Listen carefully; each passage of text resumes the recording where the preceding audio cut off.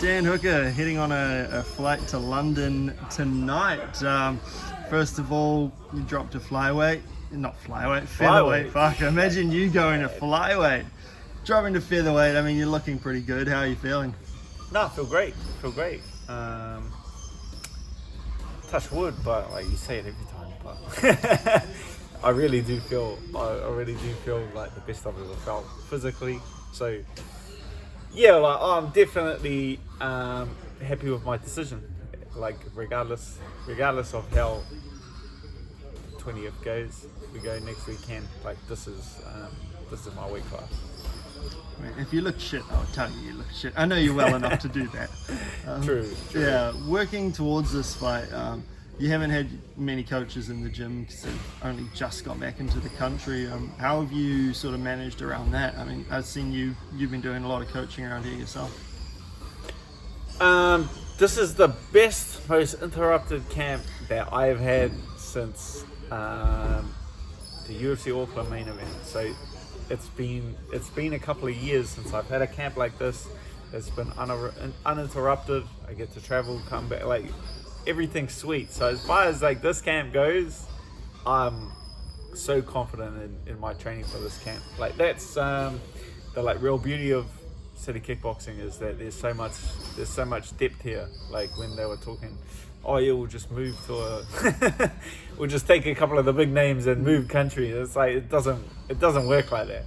There's hundreds of people that make up like the family that is City Kickboxing. So it just goes so deep. So even though that the boys went over with Israel for his fight and got stuck out of the country, like I have still had other guys that can step up to the plate. So I'm very confident in my training. Yourself and BJ both fight next week. How has it been working alongside him? I guess knowing that this is probably the biggest opportunity of his career. BJ Bland is hands down my best training partner. Hands down just the bane of my existence. We're like the thorn in each other's sides. So it's like the perfect person to have come into it. Like regardless of coaches being away for a couple of weeks or whatever. That's more important, like having a guy like BJ preparing. And it's funny how it worked out. Like he's very similar to my opponent and I'm very similar to his opponent. So it was kind of like a perfect storm that coming together, him getting a big opportunity like this with the PFL. So I'm over the moon for him, excited for him, and just he's ready. Like he truly is like one of the best lightweights in the world. He just needs the opportunity to showcase it. In terms of your fight in London, have you had any contact with the UFC about maybe having that bumped up to the main event if Volkov can't fight in the main event? No, I've heard Tom Aspinall say that they've told him that they have a backup in case Volkov falls out. So that's yeah, I'm not really worried about that. Like I'm feeling good, feeling fit. Like I'm focused on my fight. Whether that shifts to 3 rounds or 5 rounds, like that's I'm comfortable with either. So it's not yeah, and it's also like not like a situation that the UFC thinks like, oh, we better tell Dan just in case because he might not take it.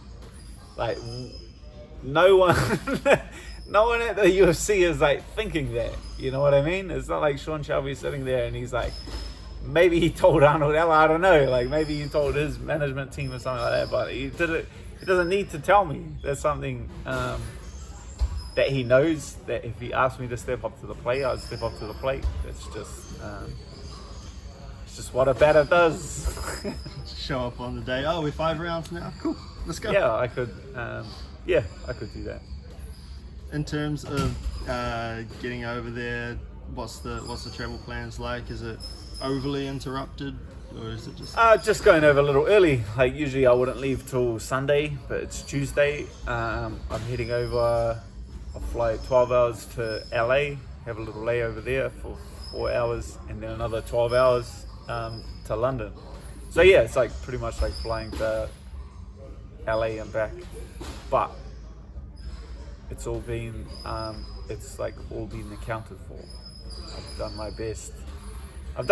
Like this is not my first rodeo with jumping on planes and flying around the world and it's all been accounted for, like adjusted. Yeah, there's a lot. There's a lot that goes into it. Like just slowly over the last month, like I've changed my sleep pattern to more similar to like their timing, my meal times, like more to their timing. You know, my flights are at the right times, good flights. I've got everything set up when I'm land over there. I've got a gym, I can train. I got meals, I got physio. Like I've sorted everything you could possibly sort. What gym have you sorted? Silk. So Joe Silk Cummings, he's come over here. He's a friend of Mark Tim's, and he's come over here and trained at City Kickboxing. Like the only reason he hasn't come back is obviously this global pandemic.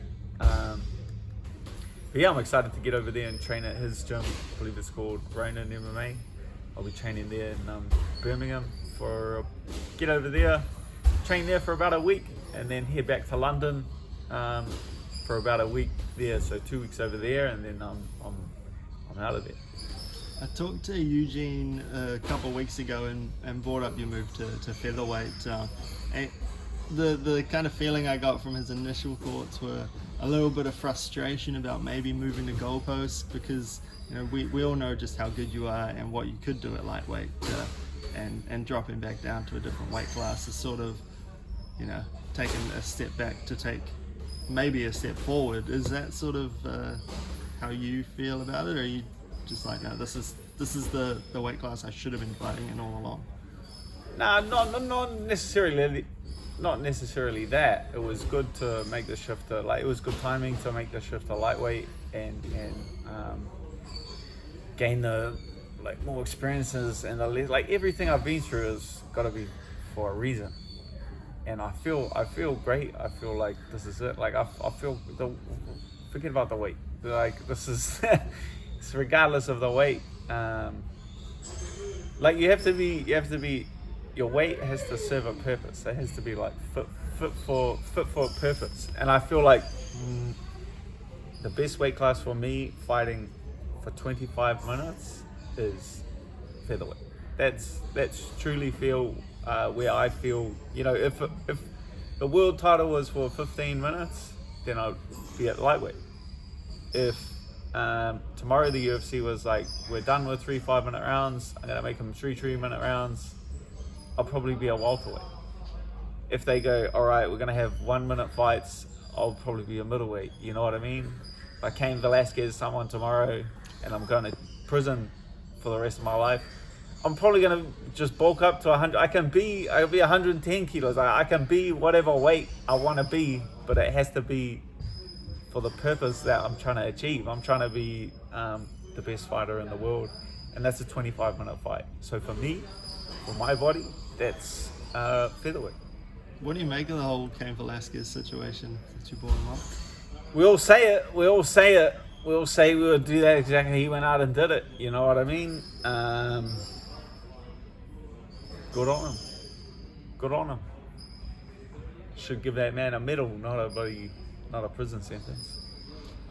I've seen a lot of on your social media your diet for this camp. A lot of chicken nuggets, some hundreds and thousands. I saw Arnold Allen tweeted something along the lines of put that meal down, boy. I don't know if that was directed at you, but after seeing the kind of stuff that you'd been eating, I thought it might have been. But can you tell us a little bit about how you're managing to drop weight when you're eating chicken nuggies? I did see honey. I don't know. Don't start, brother. I'll, like, please, like, if you want to shoot, tag me, shoot. Like, let's go. I love a bit of hostility. I think that does a good old-fashioned fist fight some justice. But like, this is like, I know nutrition very well. I'm quite inept at I know my body, I know nutrition. It's funny that I put that up, and I have like Charles, the UFC's dietitian, message me and just be like, that looks like a great meal to me. That looks well balanced, fats, proteins, carbohydrates, vegetables. That looks like a very well balanced meal, which it is. It's just people have a misunderstanding that chicken nuggets make you fat. No, too many chicken nuggets make you fat. Chicken nuggets themselves, they make you fat. Fair enough. Looking at the fight, have you done any more sort of specific research into Arnold as you get closer to the fight, or is that all done early? Yeah, it's more like the reverse of that. It's like done, like I'll have a look early, and then like this close to the fight, I'm just focused on like myself, like have a general understanding of what he's gonna look like, the patterns that he's gonna do, like the techniques that he likes to throw. But this close to the fight, you're focused on yourself. You're focused on the things that you can control, and what I can control is myself. So yeah, I'm focused on me for the rest of this time.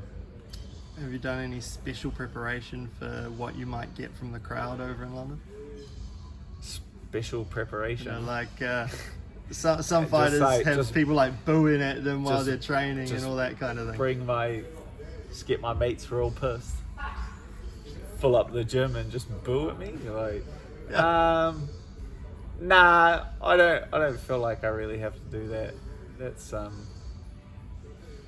lucky enough that I'm like very experienced, and I've been in hostile territories, I've been in friendly territories. At the end of the day, the crowd is, I love having the crowd there. You can feel the energy, but yeah, you can definitely control that. Like it's background noise at the end of the day. Who's coming over to corner you? Huge and Twist. So you just back in the country for a day? Nah, they'll come next week. That makes more sense. Yeah, it's like, what's the point of him even coming back home then? That'll be pretty painful. Nah, yeah, I'm gonna go. I'll go tonight, train with Silk, and they'll come when I'm back in London next week. Alright, we did have some fan questions, but I know you're short on time, so we'll leave it there. We can do fan questions. I can't remember most of them. I haven't had time to write them down. Logistical issues. Don't put your logistical issues on me then. Well, I'm a man of the fans. You changed the time. This is on you. But sorry, fans. Yeah, I'll just tag you on Twitter and you can answer them directly because you are a man of the fans, and we have to give the people what they want, and they ask better questions than me anyway. True. I just get all the glory. I don't know. It's hit and miss. Yeah. It's hit and miss. Anyway, thank you for your time as always, Dan, No and trouble. hope all goes well over in London. Thank you.